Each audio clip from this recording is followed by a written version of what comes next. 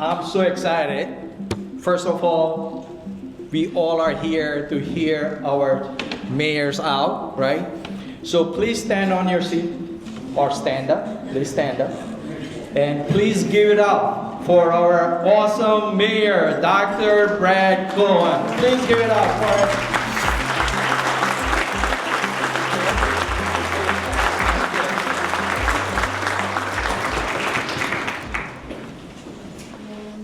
Please seat. Can everybody hear me? Okay, great. First of all, I want to thank everyone for coming out today, taking your time away from what would ordinarily be your business and coming out here to listen to me and what's going on here in the township. I also want to thank the Chamber for always being so gracious to invite me to speak to you. And also all of those who have contributed to today's talk, because nobody's doing this for free, and it really does make a big difference when we have our companies and participants helping contribute back to these type of programs. I also wanted to, before I get started, I know that there were introductions that were made. I also wanted to make mention that Dana Zimbicki here is also our council vice president, besides being the president of the East Brunswick Education Association. So please give it up for her. She's and I don't know where she's sitting, but I know she's here. Dana Winston. Oh. Back there is also a councilwoman here in town. So we don't do anything by ourselves here. We are a team. And so I know that while I'm up here talking about what's going on in the township, be assured that there's nothing that's done here that any one person does alone. We have planning boards and zoning boards and redevelopment agencies. We have professionals that have been helping us craft the vision that we have here in the township. So none of this comes without an enormous amount of work and teamwork to get it done. So for all those people who are here, please give it up for them.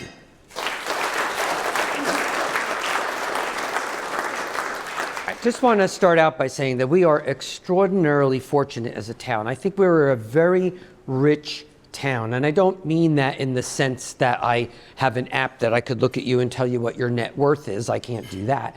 I'm talking about the diversity that we have. Just look at this room. Look at the types of businesses. Look at the people that move to the township. It is a huge strength. And I say that with a little bit of fear that someone from Doge is going to come here and like fire me for saying it. But I think it's a strength. I think it's an asset. And I think that as we start to move into this next phase, as you start to see what's going on in the township, it really is becoming alive because everybody feels that they're a participant and they're valued. And that's all that anybody could ask for, is that their opinion is valued, that they can contribute back, and we respect that. So my talk today is really about what's going on in East Brunswick. I know that as a town, as a group that's running and making the decisions, we sometimes get so deep in the weeds of what we're doing that we lose track of the fact that we assume everybody knows what we're doing. And often you get so far ahead that we really need to take a step back, maybe take a little bit of a victory lap for some of the things that we've been able to accomplish. Doesn't mean that we stop, but every once in a while when you're getting some layer of success, it's not so terrible to take a breather, take a look at what you've accomplished, share that with everybody, make sure we're all on the same page, and then start on step 2, 3, 4 of that journey. So that's what we're here to talk about today. And we've actually been marketing the idea that there's a lot going on in East Brunswick. So that's what we're here to talk about. Can you see the slides? I'm hoping that you can. Okay. I have a couple of topics that I'd like to talk about. First, we'll be talking about the redevelopment projects, which seems to be the fodder of every social media post that I read. Everybody's got something to say about that. So I think that it's time that we kind of clear up the things that are true and those things that aren't true, and keep everybody up to speed where we are with that. As was mentioned earlier, tomorrow we're going to be doing the groundbreaking for the cricket field. Ice rinks is another big one. All good things. I do want to talk a little bit about the retail that's come into town, because I keep hearing all the time people saying, oh, everybody's leaving, there's no new businesses, and yet every week we're doing another store opening. So we need to celebrate the fact that we actually do have more coming in than what's leaving. And then finally, we need to start, and we've already, I'm sure many of you have seen, embarked on a very aggressive marketing campaign. So I will go into those 4 topics. And so let's start at the top, if this works. Our redevelopment projects, like I know many people have seen, it's primarily work that's being done on our most important commercial corridor, which is Route 18. It has always been a commercial corridor. So when I read posts about why aren't they going to, I remember when we were all parks. There were not parks on Route 18. It was developed as a commercial corridor. It fell into disrepair. When it falls into disrepair and it's blighted, it's not contributing back to the tax base that we need, which means that all the rest of you who live here have to make up that difference. So let's put it all in perspective. It's not going to be turned into a park. No developer, no person who owns property on Route 18 is going to let the town or anyone else buy it and make a park out of it. So let's put, 24 square mile town. We've got lots of parks. Any of you been reading my posts lately? Right? There's a lot of parks in town. We have a lot of great spots in town for all that stuff, but it's not the commercial corridor. So let's start with some of those projects. The first one that many of you saw go up was the Legacy project, which is the one that's right on Tice's Lane. That project, when it is completed, will have about little over 500 units. At this particular time, and this is some pictures of what is there now, what's expected to be there now, over the next year, we should see most of that completed. The picture up here is a view of what the whole project will look like when it's actually done. Gives you the feeling that we've created a community. We're not looking to build just apartment complexes. These areas that we're building are communities. There's retail, there's interaction, connectivity to the area around it. It's walkable. We're going to be having our ice rink behind that. So all of that interacts. We've not just put up an apartment complex. We've added a community. And many of you who've lived in East Brunswick for many years knows that really East Brunswick is just it's a huge town, but it's really just a bunch of small communities, whether it's Green Street or the President Streets or Colonial Oaks, or each has their own little vibe. But we are a bunch of small communities. We've just added another one. And that's the Legacy project. From behind, that's the clubhouse with their pool. And behind that, not pictured, is where the rink's going to be. The project as it stands right now has, and this data was from the end of last year, beginning of this year, is about 294 of the 500 units are already built. As of December, 98% of them are rented. 98%. So again, when you see things or people talking, oh, who's going to rent this? It's just about a year, and they are 98% rented, which is great. The townhouses, which are being built now, about 16 of them are ready. In total, there will be 48 there. It is a completely, at this point, the developer wants them to be rental units. We want to ask, oh, who's paying $2,600, $2,700, $2,800 a month for a one-bedroom apartment? They're paying it. 98% occupied.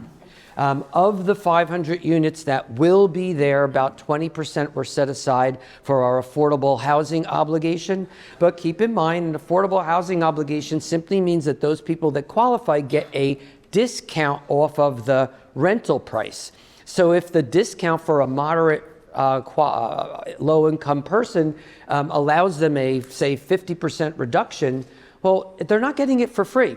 And in many instances, that type of reduction may be more expensive than some lesser expensive apartments in the town. So it is not It is not free.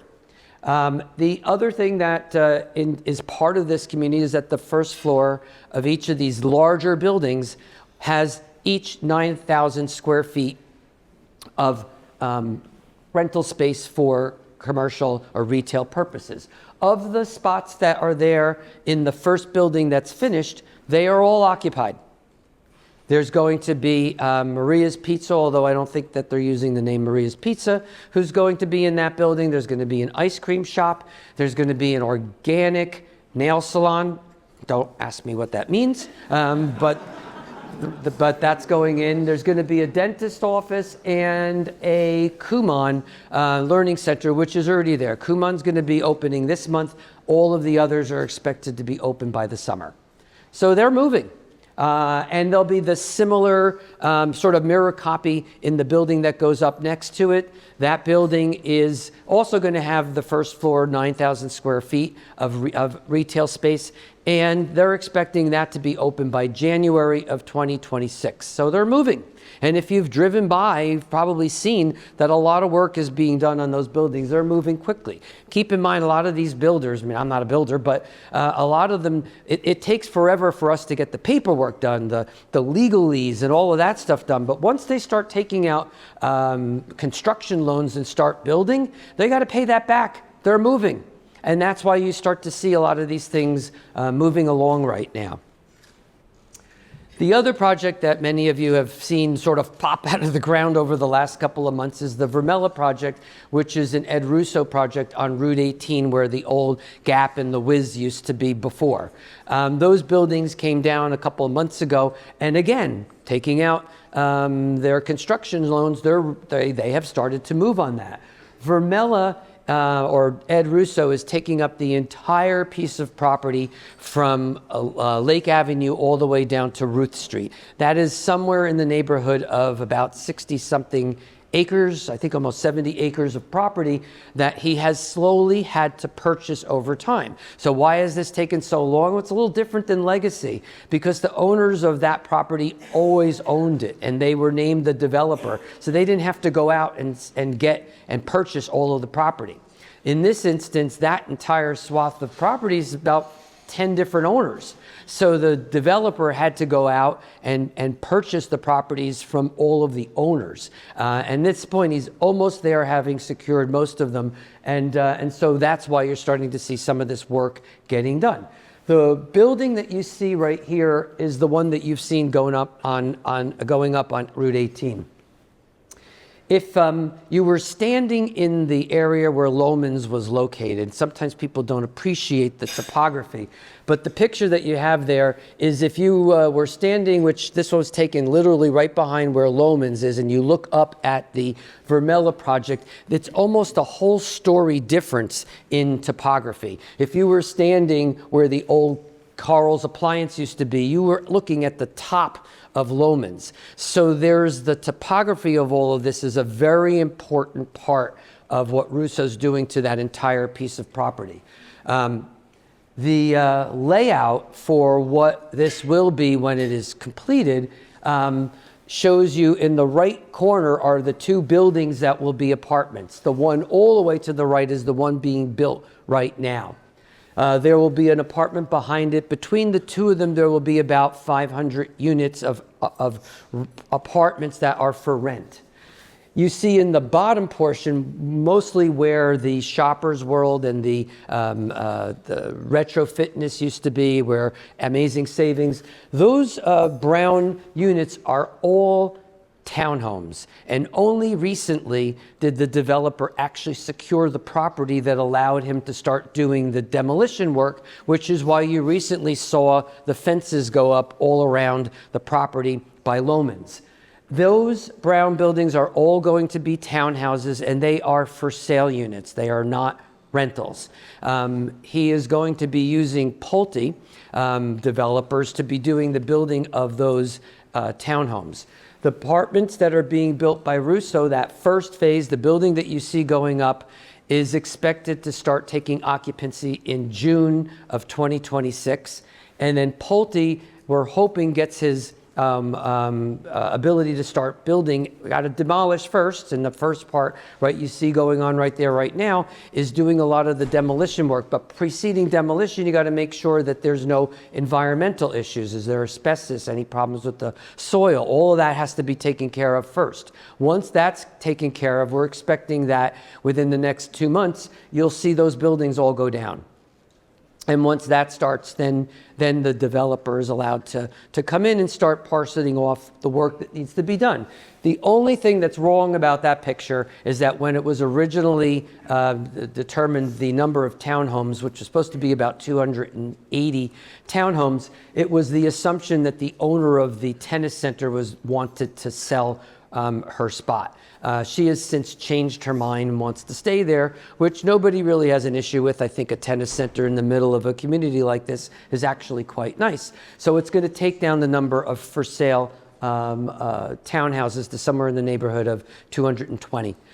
So that's about the number for that. On the top portion that actually borders right out on Route 18, there is space on the corner, the first spot on the corner of Ruth Street and Route 18. I know you might not be able to see, it says hotel. That's land that right now the township owns. That's where the old David's Bridals used to be. That one we tore down a while ago, and what we're looking to do with the developer is do a land swap. We would like to have him pick up that piece of property, and we would like to have the property next to the Edgeboro Circle. And I'll go into a second why we're looking to do that. But on the corner piece, it's either going to be a hotel conference center or maybe some sort of Class A medical office building, which goes along with the medical corridor that we have become. Just don't know quite yet which one of the two makes the most sense. Next to it and in the middle, you see that bigger building, it says grocer. We're looking to try to attract some sort of nicer, higher end grocer. Yes, I am reading social media. I do hear what people are asking for. Everybody, please stop asking for Whole Foods or Wegmans. I'm sick of hearing that. By the way, there's lots of really great, top-notch grocers that are not Whole Foods and Wegmans. There's Stu Leonard's, there's Sprouts, there's Fresh Start, there's Uncle Giuseppe's. There's some really nice grocers that I would love to have attracted here and not be copycats and do what every other town does.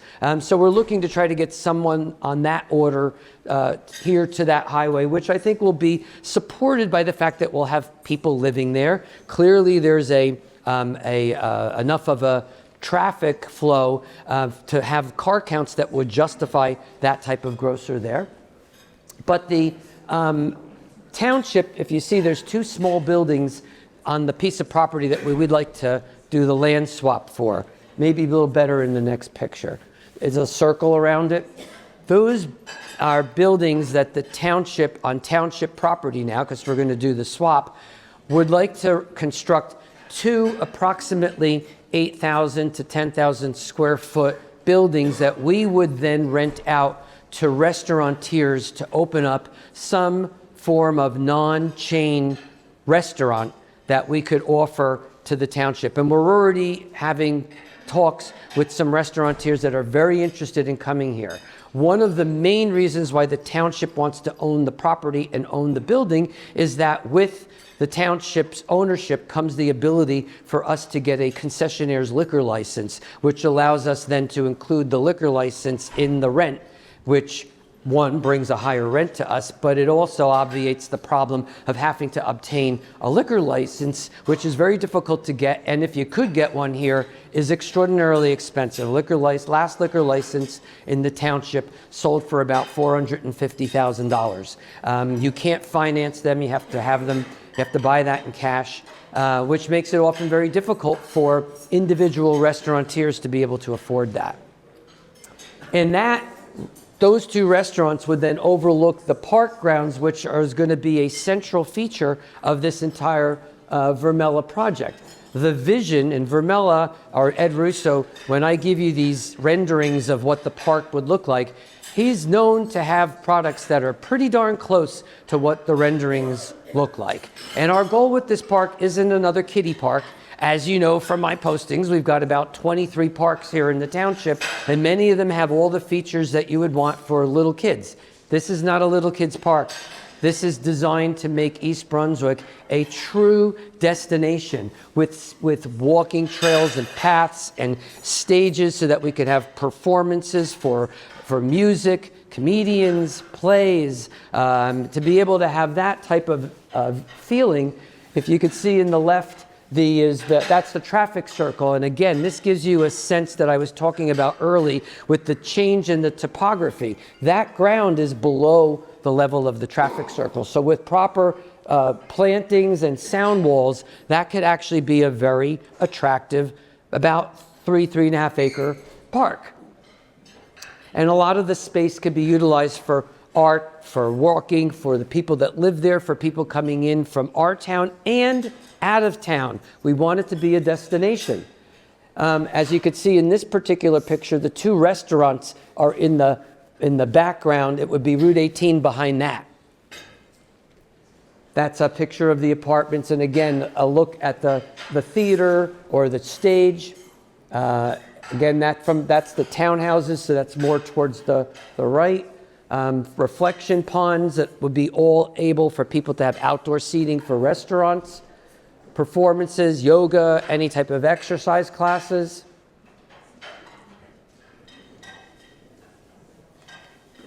So I think that the goal here is to create a sense of a destination, and I think we could do that, and that's what the project was designed to do, and this is what the give back is from the developer.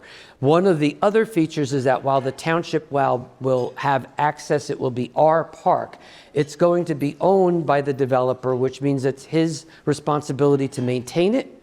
And if there's loitering, which is legal, as a township, we're not allowed to remove people, but as a private property, you can. So that is done by design. Now, that's the two redevelopment projects. As you all know, if you're really spending this amount of time on that side of Route 18 and you look at the other side of Route 18, it's a kind of a sorry sight. And some of the things that you see there are the old PNC Bank that, if any of you have children, have never seen the bank actually operate as a bank. The Motel 6, as I said many times, if that went out tomorrow, I don't sit shiva over that at all. There are, as you should know, there is probably the need for one entire unit of police per day for the problems that we have in crime in that one spot alone. It could probably support its own police substation, but you don't know about it because we have a phenomenal police department that keeps that under control. But the reality is that at one point it was a hotel. Hotels provide not only regular tax like everybody else, but they provide hotel tax. It has now since become, for the most part, Section 8 housing, and so they get subsidized. The owners are making out quite well on that property, but when it's subsidized housing, the town gets no hotel tax out of that. So it is now costing us as residents in terms of our police presence that we need to have there, which means that they need to be taken away from other places. So it is a big problem. There's also the old strip mall where the Asian market or the Asian buffet used to be. That's also part of the redevelopment zone. And the old Bally's Fitness, which has also been out for over a decade now. So again, police are on top of that, but I can't tell you the number of times we've found people living there, vagrants. I mean, these are the type of problems that we don't really want here. And it's certainly doing nothing to increase property values, and they're not paying their fair share of taxes to the tax base in the township. So that's becoming a drain. And at that point, all of the rest of us are making up the difference. So that whole area has been designated a redevelopment zone. And before I get to the mall, I could assure you that not everyone in that community agrees. We've now been served with lawsuits from the Motel 6 and from the strip mall because they don't think it's fair for us to call it a redevelopment zone. They don't think they're blighted. I welcome that one in court. But I think that the goal here would be to look to make that more of a Class A office space, tech center type of area, because the towers, which most of you know are East Brunswick, not New Brunswick, towers by exit 9. Those buildings are basically completely occupied. There's very limited Class A office space, and there's lots of businesses in many of the high-tech fields that are looking to be in this area. And we really should be at the forefront making sure that those type of industries come here because the workforce is here. So that area has been designated. Stay tuned for what happens with that. Ooh. Is that an omen? I don't know. I know there's been a lot of talk about what are they going to be doing with the Brunswick Square Mall. Clearly, the Brunswick Square Mall in totality, right, there's three main owners for that. It's Macy's, Penny's, and the mall itself. The mall is the bigger owner of the three, so about 40%, and each of the other two are about 30%. But as many of you know, that was built in the 1970s. It was meant when malls were all taking outdoor stores and moving indoors, and that's had trouble in the last couple of decades. And as you could see from the pictures, it's become almost like a parking lot nightmare with space that's a stormwater headache. If DEP was here, they would be looking to shut that down in a second because it's just, nobody builds it like that any longer, and it's simply not at the type of capacity that it should be. I can tell you that the mall owners themselves are interested in updating the mall, but it's very difficult for the mall itself to do it when you only own 1/3 of the whole property. Macy's, I could tell you, just recently has sold. There is a new, or will be a new owner to Macy's. Can't say who it is because it's not closed yet, but that's going to happen. There's an agreement that at this point that whatever happens, they're not going out until there's a plan to do something with that building. They don't want an empty building, and we don't want an empty building. So that will happen within the next year and a half. Penny's, which also doesn't look like it's doing that well, but what we're understanding from our good sources is that it's kind of pivoted from being a business where everybody shows up and buys in store to more of an online shopping. So a lot of people that go there often are going in just picking up merchandise that they've already purchased and leaving. So they're actually not doing so badly. So I haven't heard anything about them looking to sell. But the developer who owns the mall has made it very clear that he would like to be the developer for this entire project. The town has recently designated the entire mall as an area in need of redevelopment. Once you do that, now you're welcomed as a town to start offering tax incentives for developers to come in and fundamentally change what this looks like. And the only way you're going to get people to invest that kind of money is if you're willing to make that type of deal with them. Otherwise, the numbers just don't make sense. And we're willing to do that, but that means that the town wants a seat at the table at what it becomes. Some of the things that have been talked about, basically kind of going back to what these type of areas were like 50 years ago. Most people recognize that malls, unless you're the Short Hills Mall, and newsflash, we're not Short Hills, but most people have recognized that if you're a store on the inside of a mall and you're not seen from the highway, nobody knows you're there.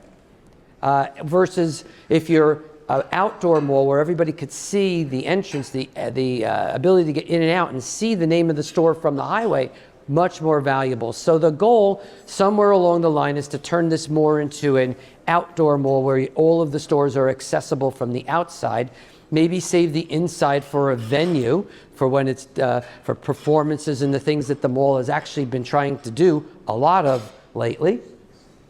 And yes, there is the likelihood that we will need to put some of our new fourth round affordable housing obligation will be requiring us to do apartments. We will probably have to interject some of that in this massive, almost 100-acre site. And that's the way that we help activate the better retailers to come here because they're all scared to develop just retail. Builders don't want to do that because they don't want it being laid empty and vacant. So in order to move into the direction of incentivizing the better retail to come here, you need to have a volume of people that live there, that commute through there. And I think that there's maybe a mechanism to include in some of those residences a set aside for people who have disabilities, who live and come through our school system here, well known to provide a phenomenal program for those with special needs. And then when you hit age 21, there seems to be a drop-off in terms of what you do with a lot of these kids who've now been basically at a point where they could live semi-independent lives. If we could provide some sort of housing that maybe provides for them an area where they could walk to a job, or their medical services could be right there,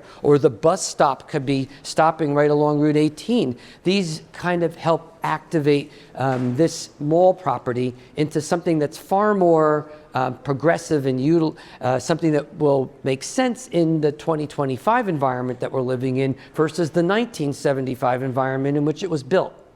So these are the things that we've been thinking about, for the mall. Nothing decided.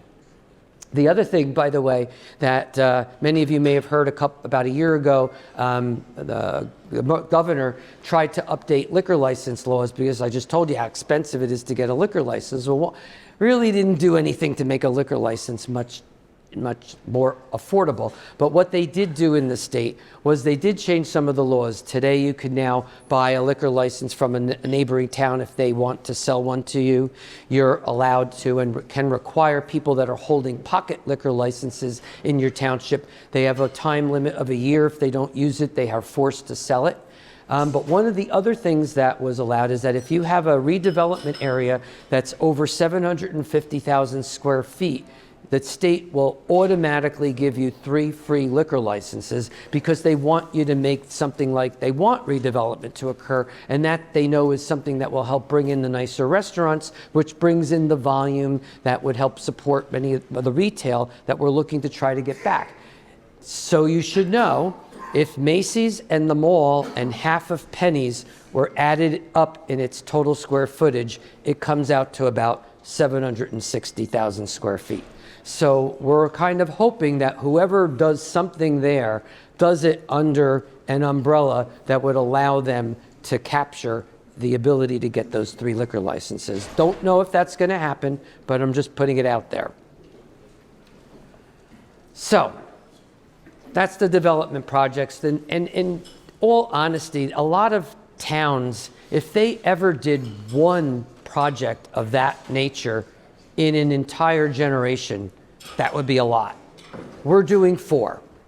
And so that's pretty aggressive, and it really, I think, is something that we should be proud of as a town, that we're getting our act together and actually being able to accomplish this stuff and fundamentally change what the whole Route 18 corridor, our most important commercial corridor, looks like. We're all businesses here. We want them to be successful. I want all of the businesses to be successful. And when you do that, some of the things that we're able to reap back from these tax incentives through these pilot programs that everybody talks about is that you have the ability to use some of that tax income to help provide back to the township the things that people want and the services that they want. One of them, as many of you know, is the ice rink that we are putting at the back of the Legacy project. That was a give back on the developer's project. That's about 25 acres there. 8 acres in the back was donated to the town for those rinks. 2 of them are really not buildable, so it's really 6 acres that are buildable. And the developer gave us all of the site work, the land, and the only thing the town's responsible for is the rink itself.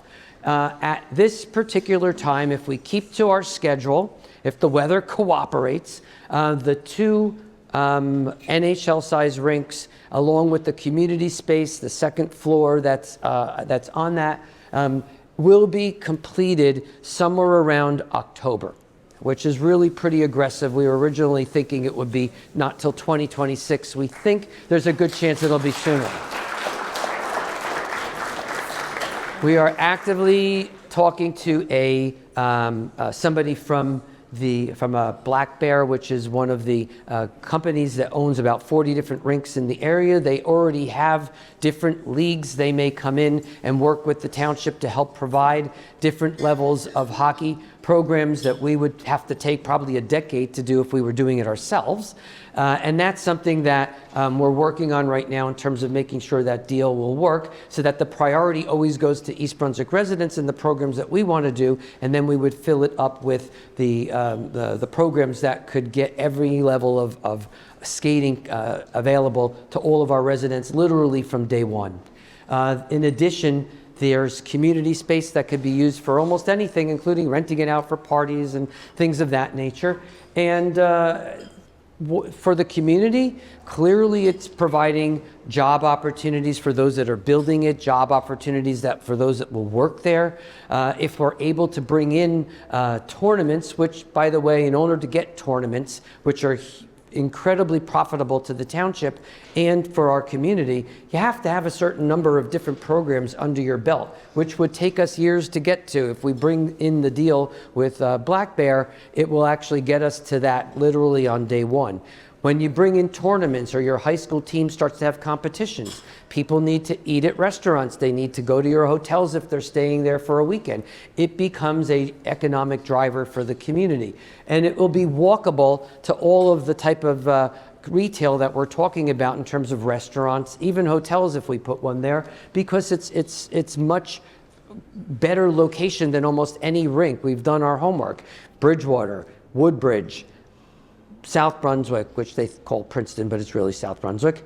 You can't walk to anything from those rinks. Here you actually can. And we're literally right off of exit 9, right by the turnpike. So I think of all the rinks in the immediate area, we have the best location. So I think it's a good opportunity for us to not only bring something back to the community, but be profitable, right? We don't really want to lose money on this. I know everybody has asked for community things such as an indoor pool, which we will get to at some point. Pools lose money, hate to tell you. It costs money to build them, to maintain them, to the chemicals, the lifeguards, they're corrosive to the walls. The maintenance on the building ends up being very expensive. And at the end of the day, you lose money on it, which doesn't mean we're never going to build it, but I'm going to build the thing that makes money first. And that's why we chose the rinks as the first item. The second thing, as we just spoke about earlier, is the cricket field, which we will be breaking in for the first time tomorrow. The unique part about our cricket field is that it is the only cricket field, municipal cricket field in the entire state of New Jersey that is lit. And the reason why there's lighting and why that's important is because if any of you've played cricket, it is a very long game. And I know that most of our kids will probably be doing the game during the daytime, but as we start bringing in leagues and opening it up to outside groups and even our own groups who will want to play, I can't stop it when it gets to sundown. So we want to be able to continue it into the evening, and the lights make that possible. If there's outdoor groups that want to come in and use it and pay for the use of that area, great. More than willing to take your money and be able to provide a quality product here. And I think that that's something we should be proud of. And I know that there's, again, leagues in cricket. It's one of the fastest growing sports in this country right now. If they come in and have leagues and programs and tournaments, restaurants, hotels, again, becomes an economic driver for the township. So we're real proud of that. And if you have a chance to get out to Heavenly Farms to see the rinks, to see the cricket field, please do that. Now, I know many of you have seen on Facebook that we keep talking about the new retail that's been coming into town, and really there is an incredible amount. I asked Rob to give me a list of some of the people who've come into town over the last couple of months, really. And if I skipped anybody, please don't hold it against me. But just to give you a sense of what's come in the last couple of months: Kava, Kihi Bubble Tea, the Asian Food Market, exceptional, axe throwing that's over at the mall, Bliss Chateau Grand Salon right here, Clove Garden Indian Restaurant, Cozy Cup, Dave's Hot Chicken, The Dick's Sporting Goods just expanded, Duck Donuts, the expansion of Dunkin' Donuts, 5-Star Swim School, Floor and Decor, Kids Empire, Maribel's Kitchen, Palmera's Entertainment Center, Popeyes, Rita's Ices, Robert Wood Johnson in the area where the old Kmart used to be, Slime University, Toy Republic, Umi Sushi, Zinger Halal. I mean, really, it just goes on. And again, I apologize if I missed somebody. But notice, there's about, I'm sure you didn't count, there's 27 people on just that list. Only one is classic retail, the toy store. All the rest of them are services, entertainment, recreation. That's what people want. And so this retail corridor that Route 18 used to be in the 70s and 80s and 90s, even early 2000s before a lot of it started to leave, it's fundamentally different. And if we want to succeed, we have to build what people want. And what people want is to get the heck out of their house and to do things. They want to go out and eat and enjoy each other's company and to go to recreational programs, and they want to be able to have their services, whether they are any one of the health fields, they all do well. But that's what we were seeing the corridor actually become. And as opposed to talking about it, which we were doing a couple of years ago, you're now actually seeing it. And in order to really let the world know what we're doing, we've embarked on a really big media blitz, making sure that the rest of the world knows that we're back. Like, I remember growing up, when I grew up in Parsippany, I didn't even know where the heck East Brunswick was. I knew that there was Route 18. I knew that there was a Loman's here. I knew that there was a Crazy Eddie's here. I knew about East Brunswick. I knew that if you go down Route 18, it's probably easier to get to the shore than taking the Parkway, which is a nightmare in the summer. I knew that, but I didn't even know where the heck East Brunswick was.